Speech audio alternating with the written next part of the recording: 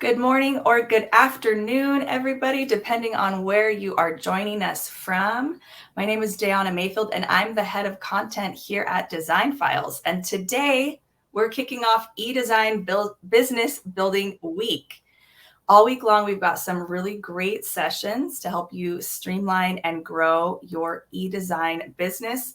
Whether you've been doing eDesign for a while and you want to switch things up, or you're starting to, grow the virtual arm of your business. If you haven't taken a look at the schedule yet, head over to our main Facebook group and you'll find a pinned post with all of the details. We have 6 more sessions this week. Today, we are diving into pricing. I want to introduce Chaney Widmer, who is the founder of Mix and Match Design Company. Chaney has been offering eDesign services since 2015, so she's really somewhat of a pioneer in this field. Welcome, Chaney. Thank you so much. I'm so glad to be here. Thank you for joining us. We're happy to have you back. We really loved your last session, and so we absolutely had to welcome you back. And thank you for helping us kick off this awesome week. I'm looking forward to it. I think it'll be a fun session. Awesome. Let's do it. So I am going to disappear for a moment and let you take it away and do your thing.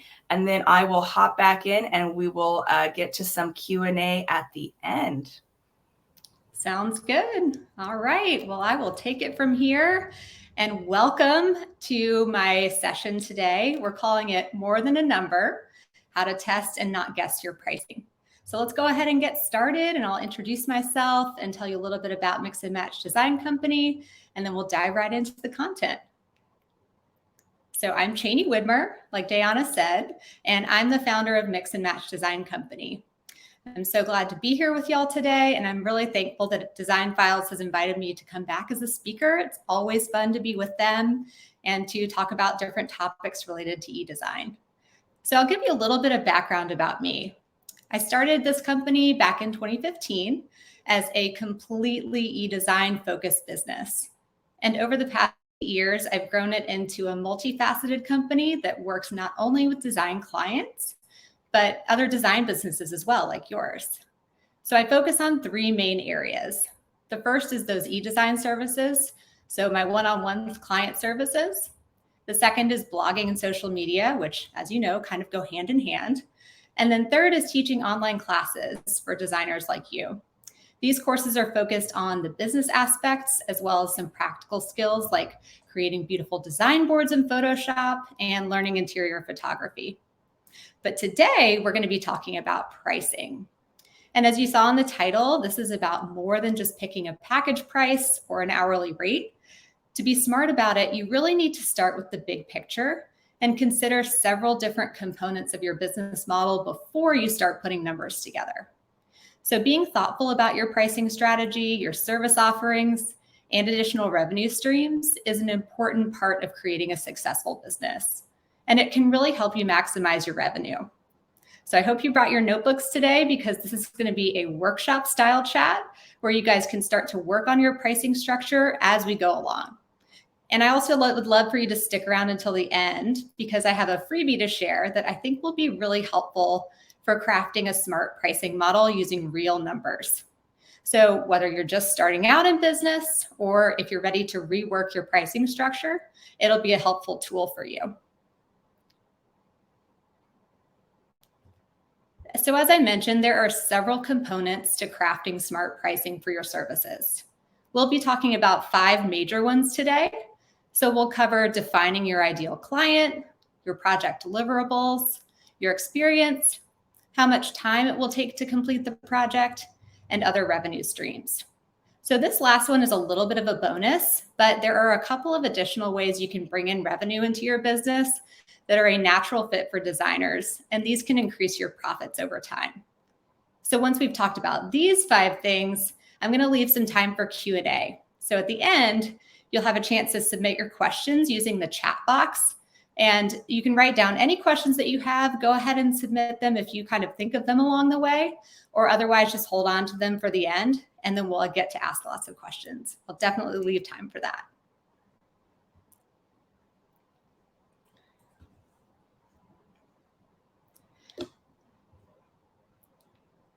So before we get into these topics, I want to get to know you a little bit.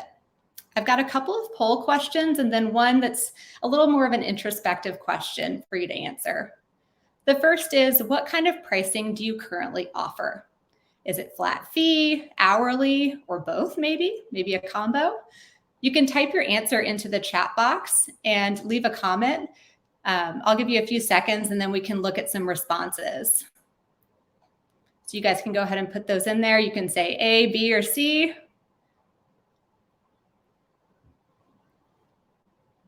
All right, we're getting some answers over here. I'm going to give you another second.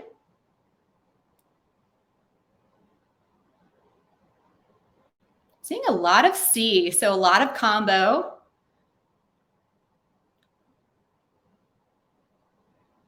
There's actually a really good mix, it looks like here, of these answers. So it'll be interesting to see if that kind of changes over the course of this talk, if you consider different pricing options and models, or if you like what you have, which gets to our next poll question. So the second question is, how good do you feel about your current pricing structure? With 5 being that you feel really good about it, and 1 being maybe not so good at all. So I'll give you another minute to answer this one in the chat box. So we've got 1 through 5 on this one to give us a little bit of a different flavor.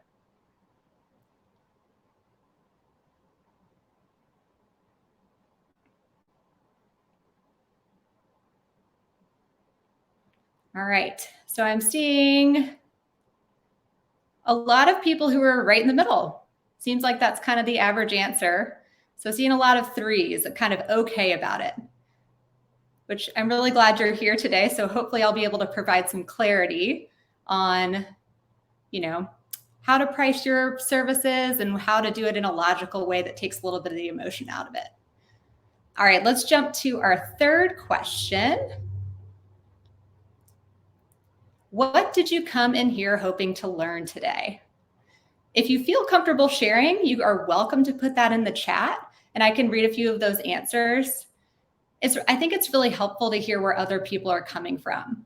So you can also write this down in your notebook if you don't feel comfortable sharing. But the reason I wanted to ask this question was because I feel like it's helpful to think about your reason for being here before you dive into learning and understanding the content of today's message. So what is it you're hoping to get out of this discussion on pricing?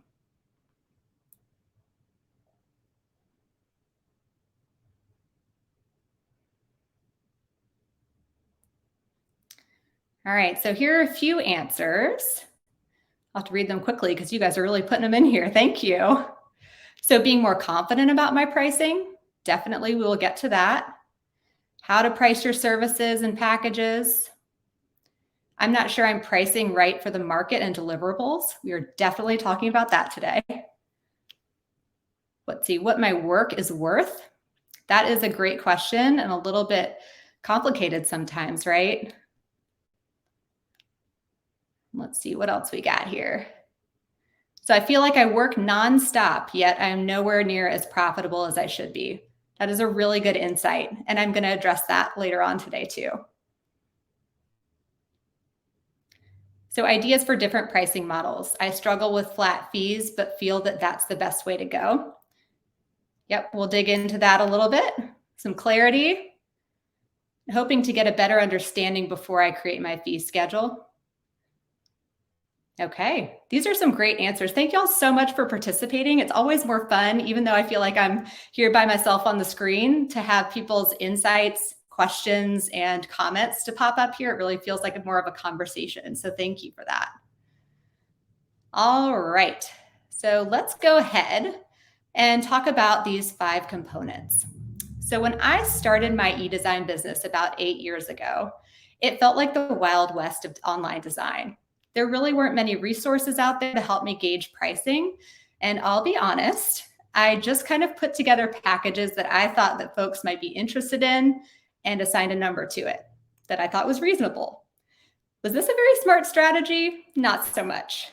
It wasn't until a couple of years later that I really wisened up and became a lot more strategic with my offers and pricing. And I saw my revenues start to go up as well. And my hope for today is that I will help you avoid what I did in my first couple of years and jump right into smart and strategic pricing. So I want to shortcut the process for you so that you'll come up with the right pricing for your services that jives with your ideal client, and it will have you knocking down your virtual door in no time. All right, so speaking of your ideal client, this is where I'd like to start. Knowing who your ideal client is certainly affects more than just your pricing. It plays a role in your overall business strategy, your marketing, your website, your social media presence. You get the gist. And we're going to keep our focus really narrow today and think about it through the lens of how your ideal client affects your pricing. So the more clearly and specifically you can define who you're targeting, the better you'll be at creating services and pricing those services in a way that will appeal to those people. And to figure out who your ideal target client is, I've got a list here of some specific and good questions to think through. So this is something you may want to screenshot for later because it may not be something that you have time to answer right this second, but you can think through your answers later and it will really help shape your pricing model. So let's start with the top. So who are they?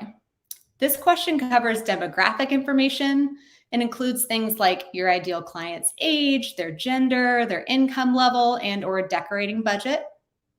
Where is your client located? So obviously for eDesign, specific location may not be super important, but the types of geographies might. So for example, does your ideal client live in a city high-rise or a sprawling suburban home? Think about those kinds of characteristics. And then what problems are you solving for the client? When do they hire you? Is it when they move into their first real apartment in their 20s? Or when their house needs updating to fit their growing family's needs? Maybe it's empty nesters who are downsizing.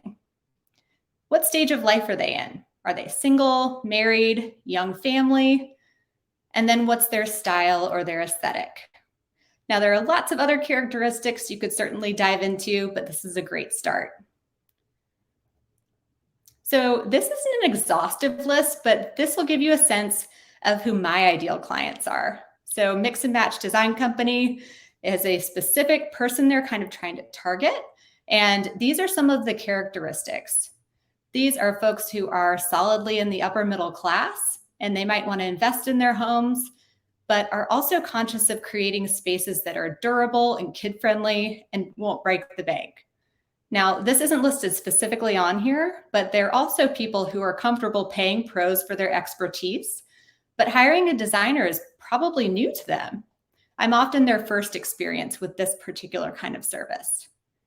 So with these characteristics in mind, I'm able to picture exactly who I'm serving, and it helps me craft my services in a way that appeals to those specific kinds of people in order to reach out to chat with me about designing their homes. Now that you know who you're serving, let's talk about project deliverables. Deliverables are kind of like the final package you'll be handing off to your client when your part of the project is done.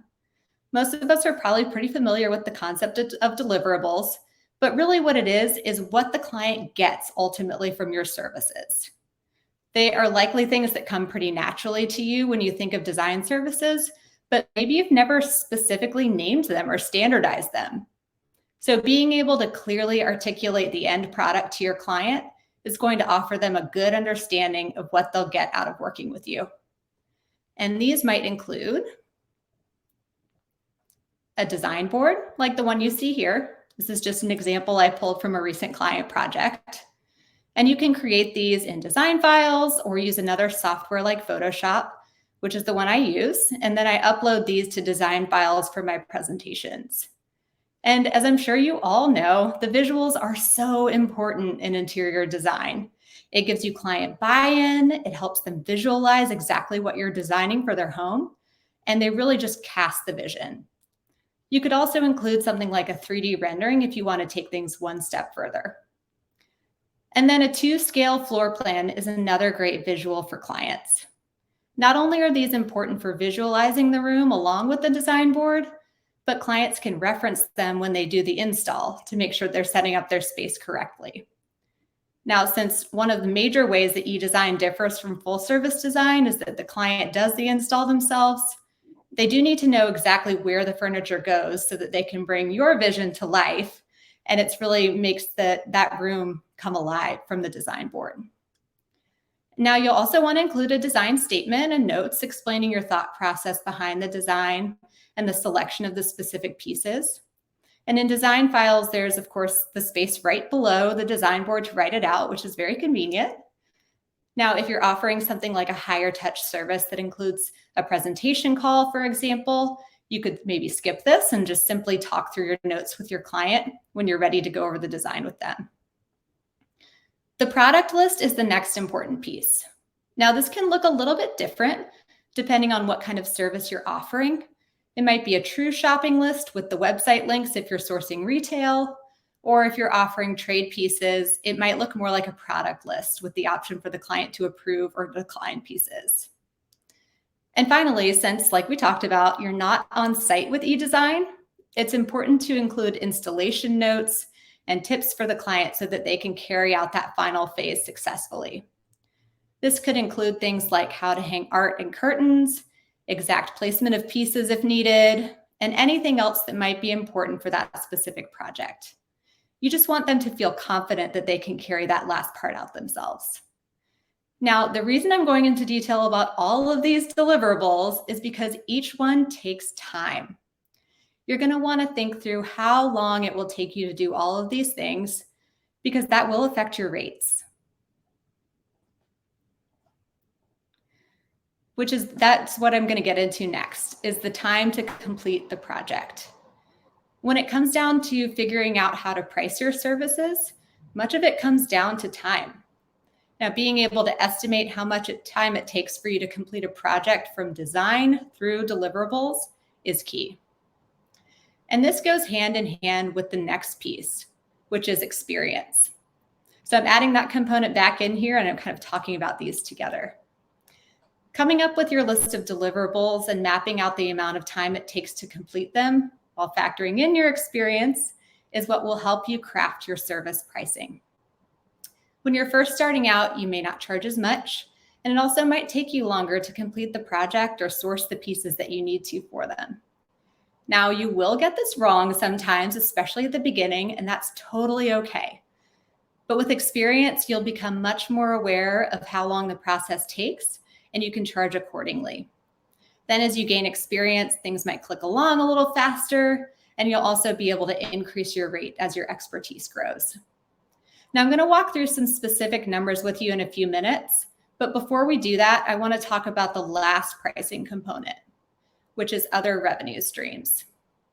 As I mentioned at the very beginning, you might think of this almost like a bonus, or you might think about it as an integral part of your business model. This can increase your revenue and add to your bottom line without necessarily increasing the amount of time you spend on a project or increasing your client fees. And this is something that I've really chosen to dive into in my own business, and it's made a huge difference without having to increase the pricing of my services overall necessarily. So for designers, there are several options to add onto your service fees.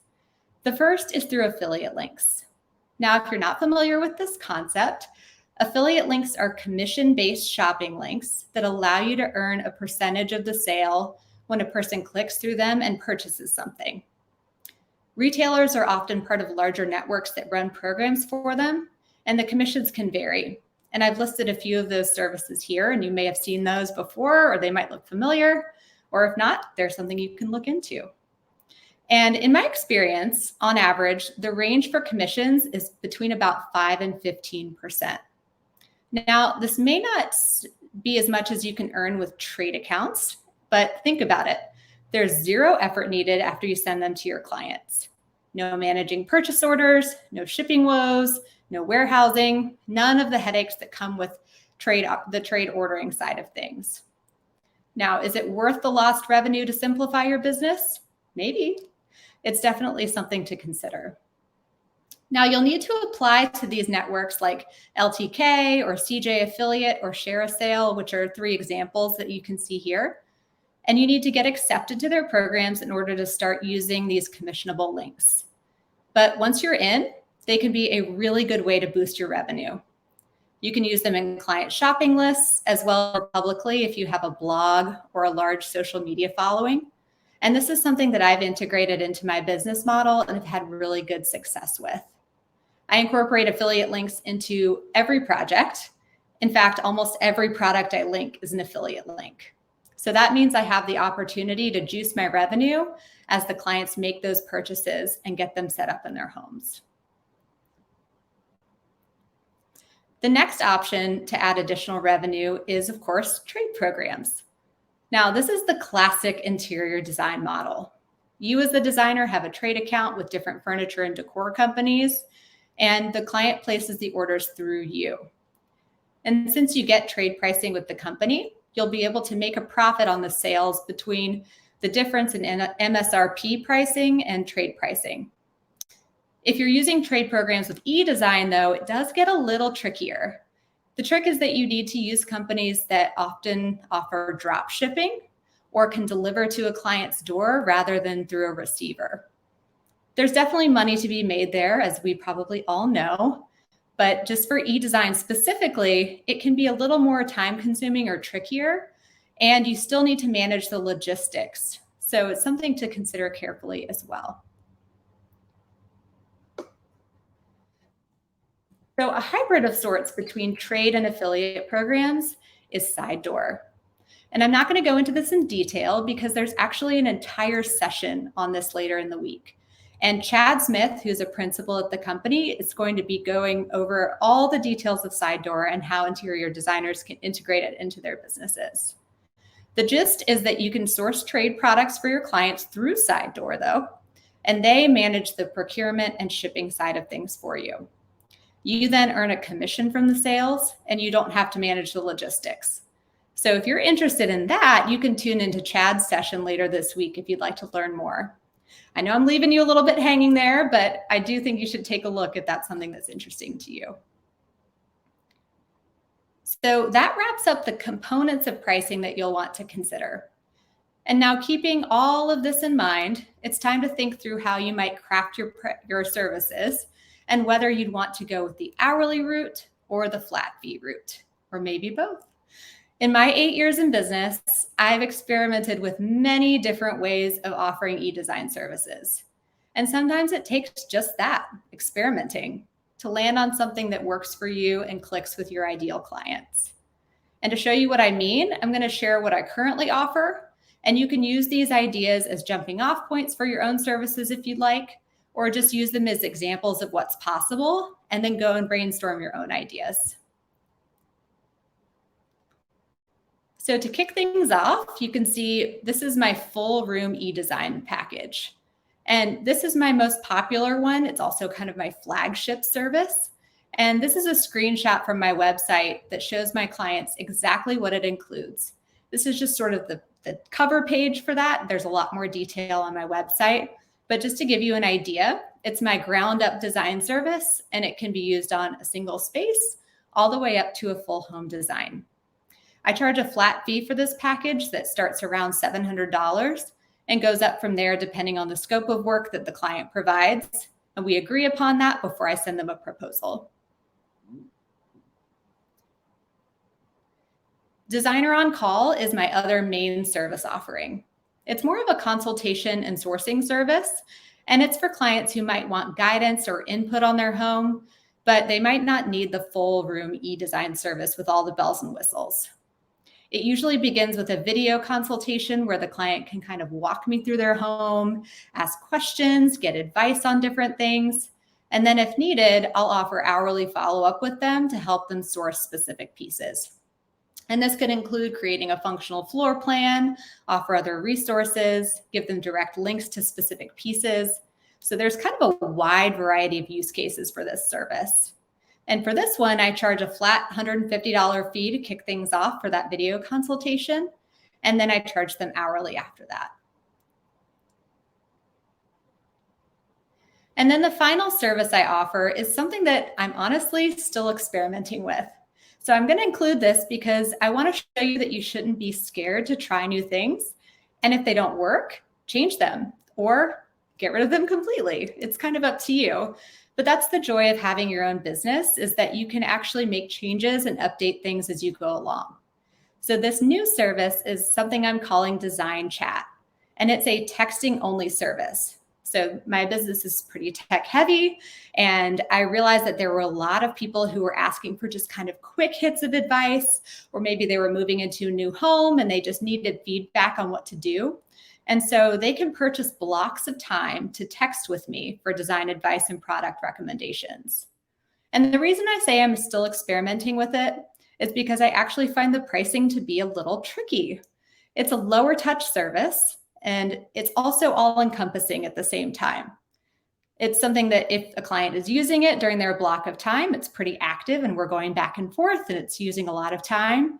But I also am not putting together design boards or floor plans or things like that for them. And I don't think that people value texting in the same way as they do other design services. So I have this tricky balance of not making it too expensive where people won't utilize the service, but they are getting real expertise from a real designer. So that is valuable. So sometimes you just have to try things out. So I'm testing different price points right now, and I'm kind of seeing where they land. All right, so now that you've seen my services, let's talk a little more generally about flat fee versus hourly. It doesn't have to be all one or the other, because as you see, I do utilize both, but I do prefer one. I'll tell you why in a minute. Now, there are pros and cons to both of these models. So in the flat fee model, the benefits are that the client knows what they'll be paying right from the get-go, and you'll have the option to collect the entire design fee up front, and that can be helpful with managing cash flow. This type of transparency can really help clients feel at ease. They appreciate knowing how much they're going to spend on the service. And also, if the project ends up taking less time than average, you stand to profit a little bit more from it. On the other hand, the opposite occurs when the project takes longer than average, so you might lose a little money on that one. When you decide what your flat fee will be, your goal should be to base it on how much time you think sourcing and creating the deliverables will take. You may win on some and lose on others, but the idea is that it all evens out in the end. And the more expertise you have, the better you're going to be at gauging the price point that the service should be. There's also a lot less administrative work here, since you're not having to track hours and then bill the client, chase them down for invoices, all that kind of stuff. Now, in order to make sure you don't get stuck in the never-ending project loop of client indecision, you can put some gates on what you offer the client for the flat fee. This usually entails a certain number of revisions that are included in the price. And after that, they can, of course, make more changes, but it'll be an additional fee. And this helps keep the incentives aligned. It helps keep the project moving along too. Now, when you charge hourly, you have the benefit of being able to be more precise. Clients will expect you to be able to provide an estimate of the fees before beginning the project, so you still will need to be able to predict how long a project will take. And in a perfect world, the estimated number of hours would equal the actual amount of hours. But as we know, things can change and sometimes snafus occur. Using an hourly model hedges against that risk, since the amount of effort is equal to the amount of pay here. But if the project goes significantly over the estimated number of hours, you may end up with an upset client on your hands. The other issue with the hourly model is that you have to track your hours accurately. And this takes more administrative effort and honestly can be tricky to track. I find that often people underestimate the time they spend and therefore don't charge enough for the project in the end. As you can see, both models have their pluses and minuses, and it's important to think through what might appeal to your clients and how you work best. So you want to strike a little bit of a balance there.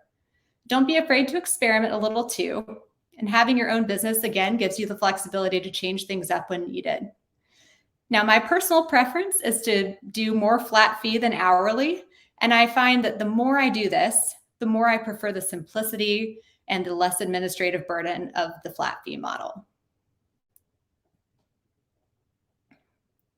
Now let's think through how to price your services for profit. It's time to get down to the nitty-gritty here and do some math. If you'll remember the title of this talk, this is where we get into the test, not guess part of the conversation. There are a lot of ways to figure this out, but I've created a couple of simple tables for us to go through to get at some basic pricing models. In other words, we do need to do the math to figure out how much to charge clients and how many clients you will need to reach your financial goals. So for this exercise, I like to work backwards and start with the big picture of how much revenue you want to bring in overall. And just a note, remember that these are models. They're meant to mimic what your business might look like. But as we know, things might vary from week to week, month to month, season to season even. And if you're just starting out, remember that it takes time to grow your business. You likely won't have this perfect average number of projects each week or month right from the get-go. And let me encourage you, take the long view and grow your business over time. It does take effort, but it is so worth it. Now back to the math. So this particular table isn't set up to differentiate between charging a flat fee or an hourly rate. The purpose is really just to get you thinking generally about what you'll need to charge and how many spaces you'll need to design in order to make a certain amount of revenue. Also, the numbers are totally for demonstration purposes, and they're not meant to be prescriptive of what you should charge or how much an interior designer should make. I just chose an arbitrary number that was kind of, sounded like a good ballpark number to shoot for. So for easy math, let's just say you want to bring in $75,000 for the year. That's the third column on the right. In order to get to that $75K in revenue, we need to figure out how many rooms we would need to design and how much to charge. Multiplying these two numbers together is what will get you to that revenue number of $75,000. So in example 1, you would need to design 50 rooms at $1,500 a piece to reach $75K. In example 2, you would need to design 150 rooms at $500 a piece. And in example 3, you would need to design 375 rooms at $200 a piece. Now, that's kind of a ridiculously extreme example, but I did it on purpose, and I'll talk more about that in a second. But as you can see, how much you charge in design fees directly affects how many rooms you would need to design in order to reach that revenue goal. Now, what this pricing model doesn't take into account is how much time you're spending on these room designs, which is one of those pricing components we talked about earlier. That's a super important part of the puzzle when you're thinking about how you will run your business. If you're spending 20 hours designing a room for $200 and you need to do 375 of those per year, well, there just aren't enough hours in the day to do that. And no matter how much expertise you have, please charge more than $200 per room. This is really just an extreme example to make a point. Your time is definitely worth more than that. So let's look at our next table to understand how time factors into this equation. So let's start with a table that's based on charging a flat fee per room. Notice that we're keeping the first 3 columns on this the same as the first model. We're still shooting for that $75K in revenue. So let's take a look at example 1. Here you're charging $1,500 per room, and let's say it takes you 15 hours on average to complete a room design.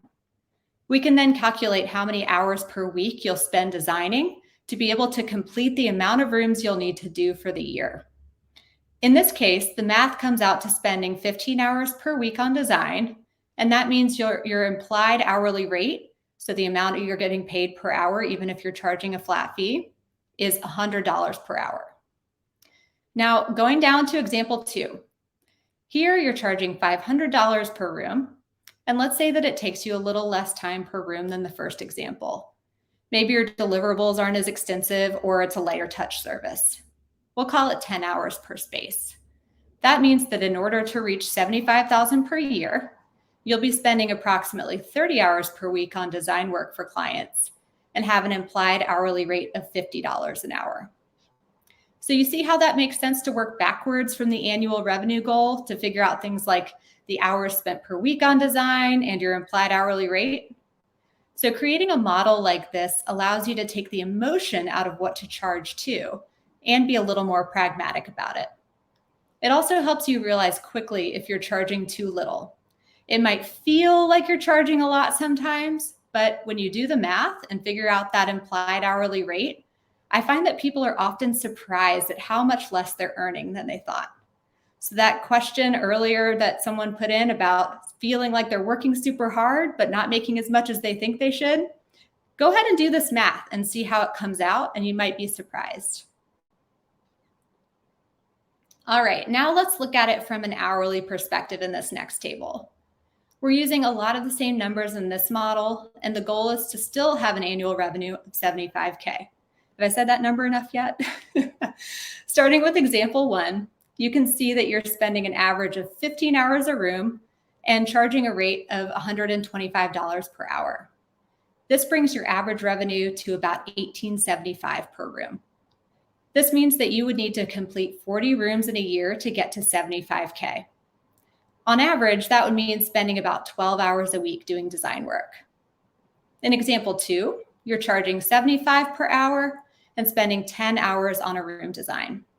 You'd be making $750 per room, and you'll need to design 100 spaces per year to reach that $75,000 goal. That would mean spending 20 hours per week designing. Now, these two models here are meant to be examples of what it will take to hit that revenue goal. What they don't talk about is the other stuff that needs to happen in order to run a successful business, like marketing, social media, other administrative work. And while I know I wish we could all spend all of our time actually doing the fun part of design, the reality is that that's not how things go in business, is it? We aren't here to talk about all of that today, but just keep that in mind. So when you see that it looks like these examples don't require much work to bring in $75,000, that is a bit deceiving. The rest of the hours in a week are spent on other necessary aspects of the business that might not be design work or even be billable hours, but they need to be there in order to keep bringing those clients in and to run the back end of your company.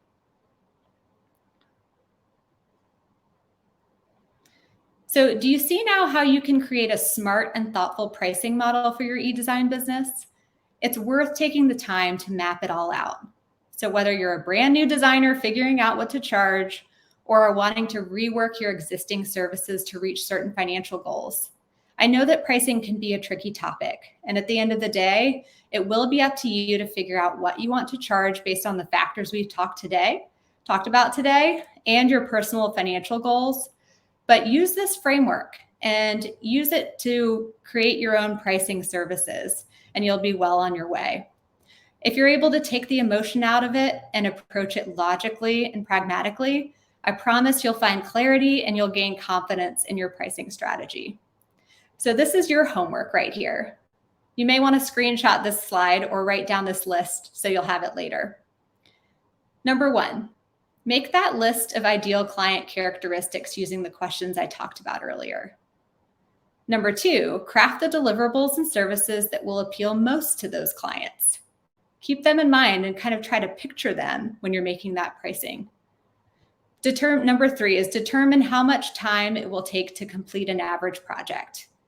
So if you're not sure about this, I would do a practice project, either one that is for real, a client, or just kind of make up a project and go through it as if you were really creating a design service and see how long it takes you.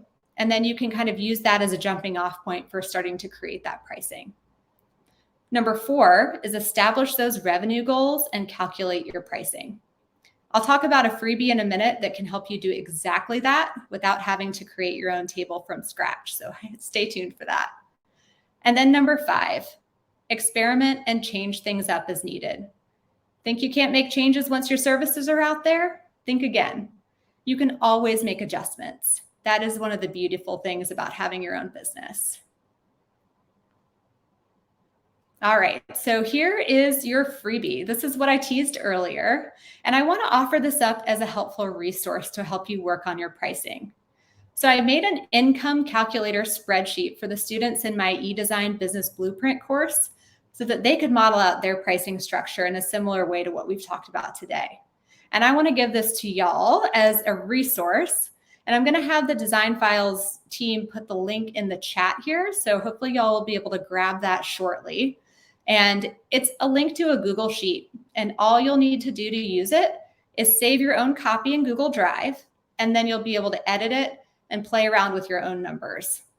So it's a pretty straightforward spreadsheet once you kind of look it over from top to bottom, but you'll see a couple of different tabs. So I've got one that's for the flat fee model, and then one that's for an hourly model. And you can change around some of the inputs, and it'll be obvious once you get in there. And you can see how it'll affect your revenue, your design hours, your affiliate payouts if you decide to go that route, and more. So I hope this becomes a helpful tool for you guys. And finally, before we jump into Q&A, I want to mention a couple of my education courses in case you're interested in taking a deeper dive into the world of e-design businesses.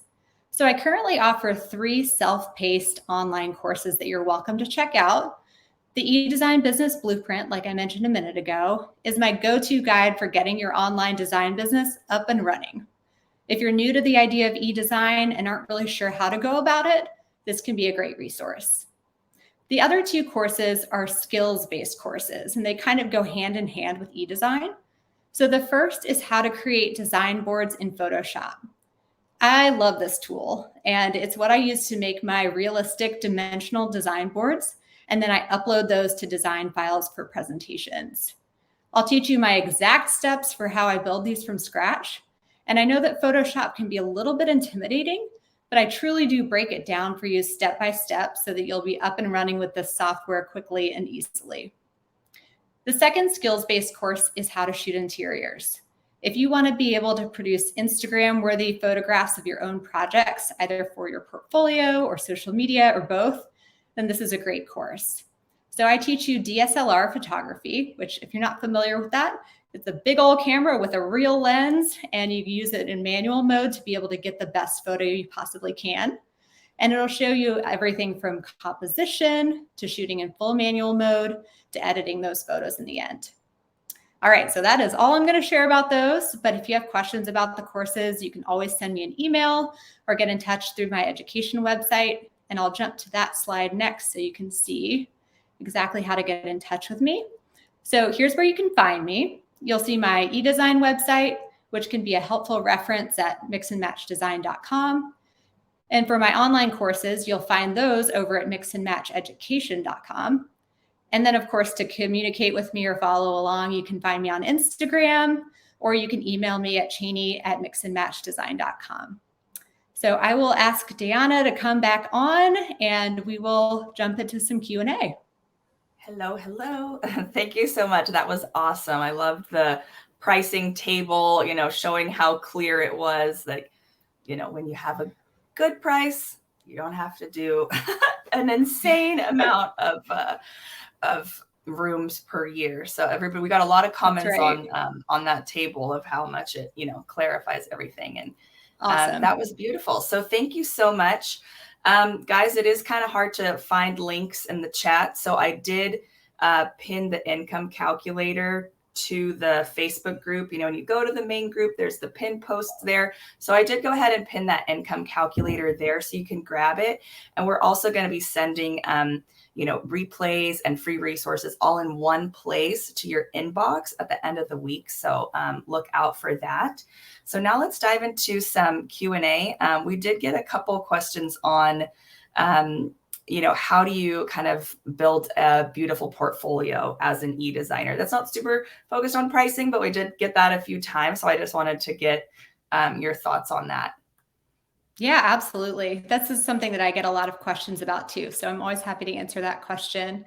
So I think that one of the best ways to do that as an e-designer is to focus on a few local projects every year. And so even though we're talking about e-design and virtual design, that does not exclude you from working with clients who are down the street or in your town or in a city nearby. And so the goal should be to have those ideal clients that you work with, and then follow up with those clients, keep in touch with them, see how the project is going.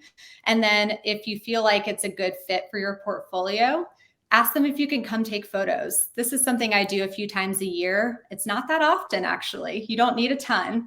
But I just went and shot a kitchen I redid a few weeks ago, and I'm headed to do a bathroom in later this week, actually. And so it just is really worthwhile to cultivate a local network. Even if your projects all happen virtually, you can then go to the client's home if it's nearby and grab those portfolio photos. I love that. That makes so much sense. And then as you kind of have that local network too, that's, you'll be getting more referrals locally, and you kind of build up a group of people that know about you and your services. So I love that. We got a question asking, should you post your costs on your website for transparency, or have the potential client call you? That is a great question. Yeah. So I think it depends a little bit on maybe the level of service you're planning to offer, if you're a very luxury focused designer versus more budget friendly. But I do suggest having a starting price at least on your website so that clients know if they're in your ballpark when they reach out. So it's actually a really great tool for screening clients before they even cross your door. So I have a starting price on my website for my services. And then I basically tell them that's, the basement. And then it kind of goes up from there based on the scope of their project. And I think that's just a really helpful tool for people to understand, okay, I love this designer. I love their aesthetic. Should I reach out to them? And if they can see that they fit within your pricing structure, or at least are close in a ballpark range, then they're more likely to reach out and you can start that conversation. Love it. And we did get a question about the calculator. If you make a copy of that Google sheet, then you'll be able to edit it. So you should be able to go like file, make a copy, and then you'll be able to edit that.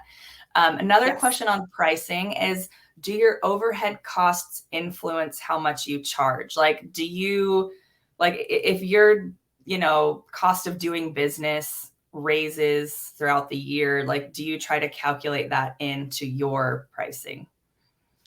It's a great question. Yeah. And these are all these things that you can't really get into in just an hour-long conversation, but absolutely. So I have a bookkeeper who does all of my, books and calculates my expenses and all that stuff. And I'll go in periodically and see how that's doing. And that's sort of my cost of doing business, is that, set of items in my expenses. And obviously the, revenue minus expenses equals your profit. And so you kind of need to keep track of how those two things are doing. So absolutely it matters, and you can integrate it into your business model. And if you have, a brick and mortar office or something like that, your overhead is going to be a little higher. Whereas if you work from home, like I do in my lovely home office, then, maybe my cost of doing business is lower. And I think for e-designers, they have the benefit of tons of flexibility with your overhead. So there are things like software you'll need to pay for, different things like a bookkeeper or an accountant, things like that. But at the end of the day, you have some flexibility on things like where you work or how much that costs, which is really helpful. Right.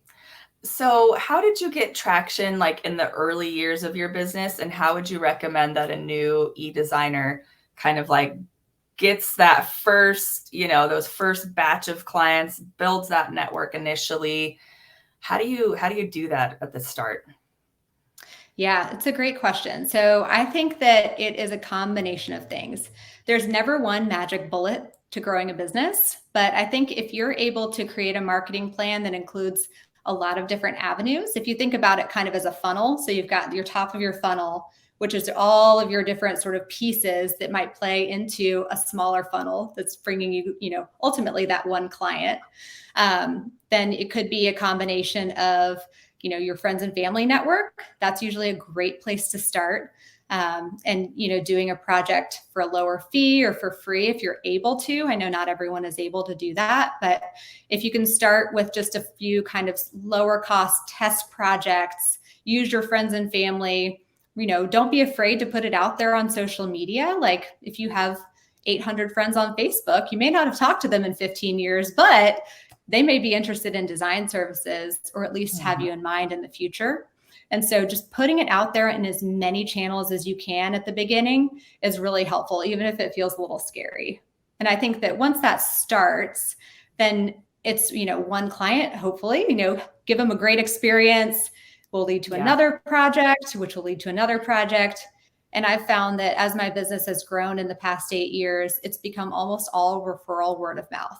And so, those people are Amazing. referring their friends to me, which is one of the best referral sources, I think. And it keeps me plenty busy. So that's good. Yeah. I think that's so illuminating because we tend to think, okay, e-design, I have to have this huge social media following, but it's not necessarily like you can serve people who like doing business remotely. They want to save by doing the installation themselves. It doesn't necessarily mean that you have to have a giant, following and tons of Google, SEO traffic, right? It's like it's the Yeah. way that you're working, but you can still get those clients through more of a old school way of referrals. Absolutely. Yeah, I think you need to not forget that people are still people and they want to be in some kind of relationship, if you will, with people. They want to feel that personal connection often. And so, all these marketing pieces play into that whole picture. So, showing up on social media is important, but it's really maybe more about just showing up and telling people that you're a real person, reminding them that you're there. But it may be, your high school friend who says, oh, right, she does that for work. And I have this other friend who needs help with her home. And so, you never know where those referrals are going to come from, but just kind of, remembering that e-design might take place online, but you're still a person and they still want to work with a person, which is important. I love that. So how do you handle if potential clients try to negotiate your pricing once you have determined what you're going to charge them for that specific room? How do you handle if people are trying to, nickel and dime or get you to go lower? What do you do? Yes. So I might say this in a little bit of a harsh way, but those people may not be your ideal clients. And so I think it's important to establish your pricing and be confident in that. And if you find that people are pushing back all the time, then maybe your pricing is too high. But if you get, 1 out of every 10 or 1 out of every 15 people are pushing back, then I think you're actually in the right spot. And you just have to be confident and say, this is what the service costs. And if I'm not the right fit for you, then that's okay. I'd love to refer you to somebody else. And, maybe you have a person in mind for them. Or, maybe they say, okay, I'll do that. I'll make the investment. So I think that you actually want people to push back every once in a while, because then you're hitting that upper limit of what's acceptable to people for the service you're charging. So I think people will always complain about that. You'll always find people who, want to push back against that. But in some ways it can be a good thing. And in other ways, those people may not be the clients you want to work with. And you might find that they're actually more difficult once you get into the project itself. So just kind of, looking for red flags, seeing if that's going to be a sign of things to come. And don't be afraid to say no and turn down a project if it really doesn't feel like the right thing. Yeah, love that. We're getting a couple questions on age. Some people want to know, do you find that more people are like 50 and under? Does e-design tend to be younger? Is it realistic to be able to offer e-design for people that are in their 50s and 60s? Do you get people requesting it? Like how, from your experience, what does that look like? Yes. So I have had quite a few in the kind of, getting into their 50s, 60s, empty nesters, people who are downsizing. Or interestingly, I've actually worked with some children of people who are older who want to help their parents or their in-laws to, redo their homes, or they're, downsizing to something and they're getting rid of a bunch of old furniture. And so I actually have worked with some, children meaning, people in their 40s, 50s for their parents or in-laws who are in their 60s, 70s, 80s to help them design their homes as well. So those people are out there for sure. And I recently worked with a woman who was in Richmond, where I live, went and did an in-person consultation with her. She's probably in her 60s, I would say. But she was totally willing to work with me online. And I think, having technology that makes it easier for people to work with you, no matter what their age is really helpful. And I'll, put in, I don't work for DesignFiles, but I will put a plug in for them because I think they do make it really easy to communicate with clients and to present things to people, make it easy for them to shop in a way that may not have been possible in earlier generations. So I think having the right fit of technology and service for those kinds of folks makes it possible to work with people whom you might not think of as being super tech savvy or work with someone online for something like this. Yeah, that's a great point. What about the average cost per room for e-design? What would you say? We have a designer that has been doing full service for a while, charging around $6,000 per room. They're interested in offering e-design and is kind of curious if you could estimate a going rate and average rate per room. Of course, it varies, but curious if you could give us like a ballpark per room rate. Yeah, so I might come at it a little bit sideways. So if you're charging $6,000 per room, you might think about it in a way that pulls out the parts of your full service model and simplifies it down to just the design piece and what it takes to kind of put that together. So let's say that, you do a site visit initially, you do a consultation in person, you do like all this kind of stuff up front that you might consider kind of onboarding stuff. And then you get to the design portion. And that's sort of like the bread and butter of e-design, is like the design part and putting together like a shopping list for people. So I don't know what your model is in terms of trade versus, retail, if you were planning to move to e-design, or at least doing some e-design. But it's putting together, that shopping list and things like that. And then the final phase is, of course, the install. And so if you pull out the install and the onboarding of your full service, what are you kind of left with in the middle? And what would you charge for that middle portion? So I don't know exactly how long it takes you to do your projects, but maybe it's like half the fee. So maybe it's more like $3,000 instead of $6,000.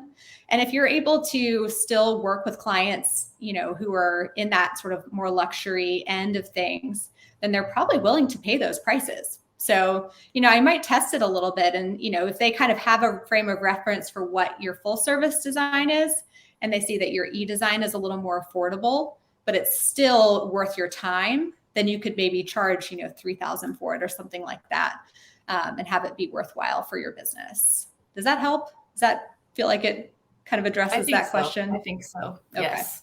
And then, this question, I think I'm understanding it.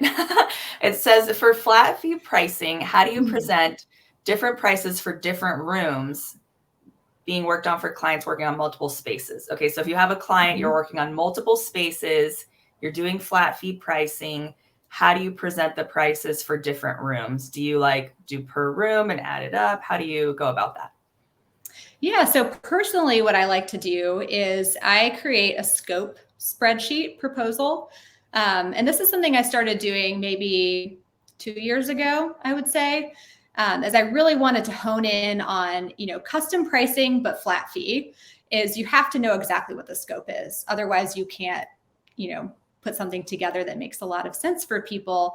And so what I would do is I have them fill out my questionnaire and be as specific as possible with what they're looking for.